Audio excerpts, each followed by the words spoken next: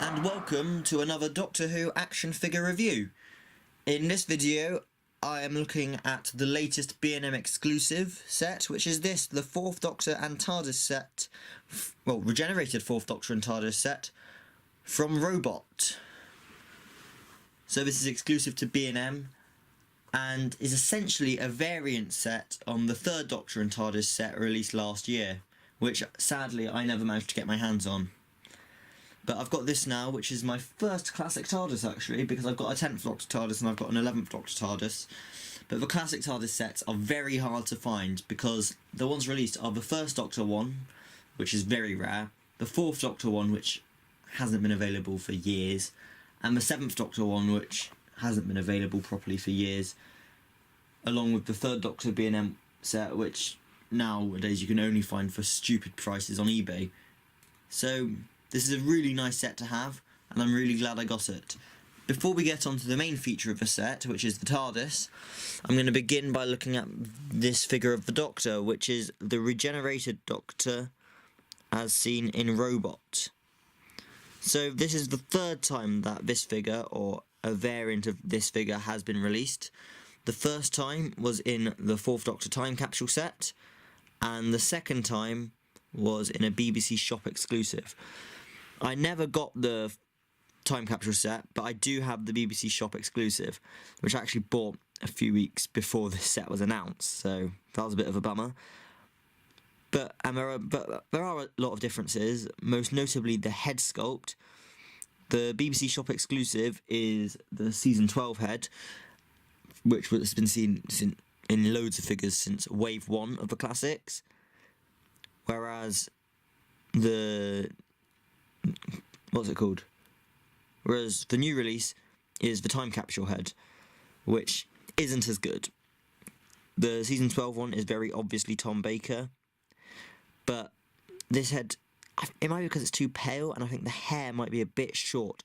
The sideburns are very brighter. This one's just got a much brighter colour scheme to this one, even to the extent that the lining and the lapels is a different colour. This one's black, this one's sort of grey. All the way down to like the legs are darker. So anyway, in terms of articulation, it's standard. Head can't really do a 360 because of the collar. Arms do a 360. 360 here, no ball joint. Move up and down. 360. Sort of, but mine are fairly stiff. Legs sort of move. And you've got articulation here and here, no feet articulation. So it's very standard articulation. But it's a nice enough figure, bit shame about the head. Honestly, I'd have figured, since this would be the 3rd time we've seen a version of this figure, we've never had Jon Pertwee with this body, and considering it is a regeneration figure, I feel like they could have done the Jon Pertwee head, because I feel like it'd be nice to have a different variant figure rather than having a duplicate figure on the shelf, because I already have this one and it's nice. This one's nicer. As much as I do like this one, I mean, if you look at it from the side, it looks alright from the side, but it would have been nice to have a Jon Pertwee one so you can properly do the regeneration, which would have been this into this. So yeah, but so that's the Doctor. It's a nice enough figure, but probably should have been Jon Pertwee. The main attraction of the set, however, is the TARDIS. So this, I just knocked the set over. I'm going to put...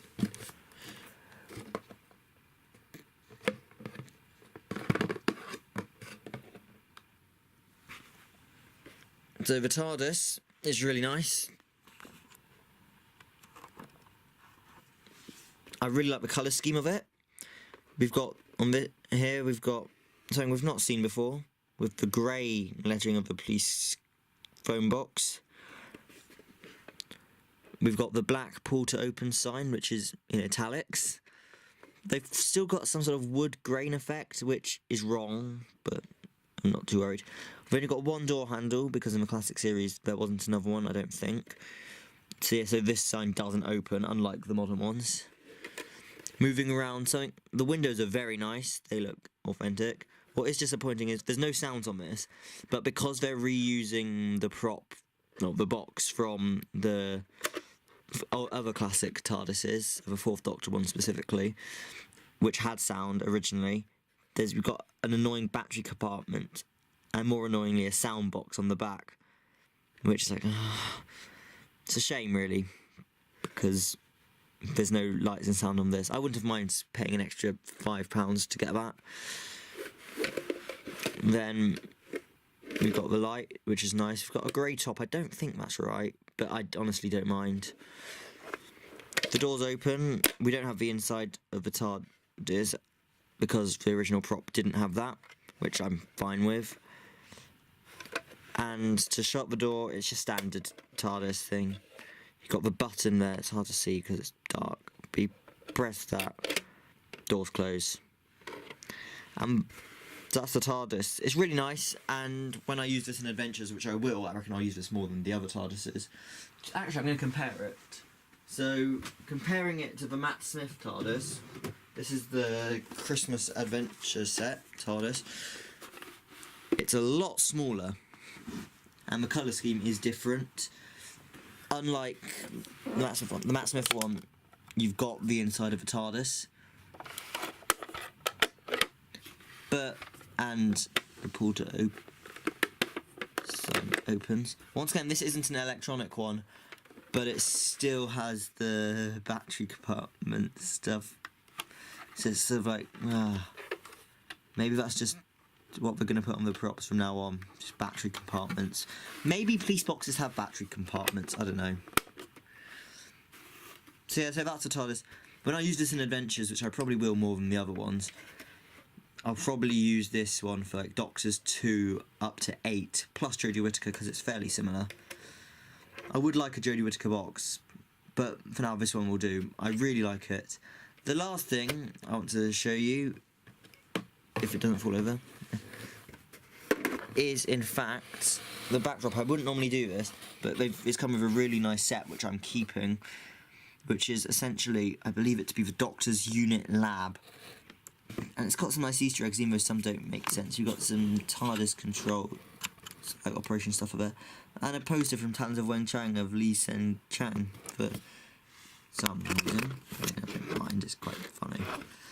But it's a really nice set. I mean, looking at it on this camera, which is the one I'd be filming on, you can see that works. I like that. And it looks really nice when you've got the TARDIS and the Doctor inside. So that's my review of this B&M Doctor Who exclusive set. I have no idea what my next review will be, but there have been talk of another set coming out for the 13th Doctor with Graham, Ryan and Yaz.